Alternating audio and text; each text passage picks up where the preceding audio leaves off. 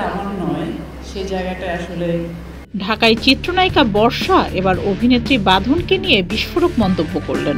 উত্তরার মাইলস্টোন ট্র্যাজেডির মধ্যেই নিজের পোশাক নিয়ে কথা বলেছেন অভিনেত্রী আজমেরী হক বাঁধন। এ কারণেই বর্ষা ক্ষেপে গিয়ে কটাক্ষ করলেন বাঁধনকে।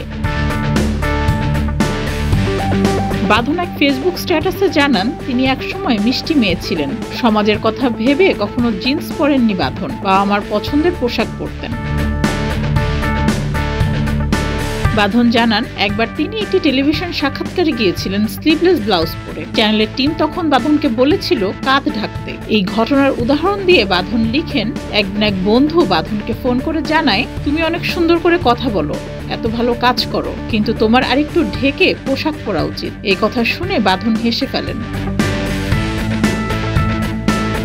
এরপরই বর্ষা ফেসবুকে একটি পোস্ট দিয়ে লিখেন, চারিদিকে শুধু শোকের ছায়া, আর কেউ একজন পড়ে আছে কাপড় পরা নিয়ে। মানুষ ঘুমাতে পারছে না, খেতে পারছে না, আর উনি নাকি কাপড়ের ভাবনায় আছেন। বেশি স্মার্ট হলে যা হয়।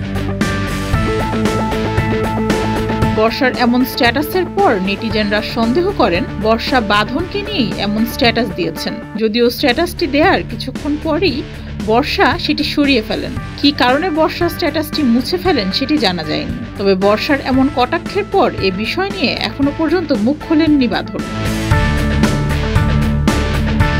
ডেস্ক রিপোর্ট, যুগের চিন্তা।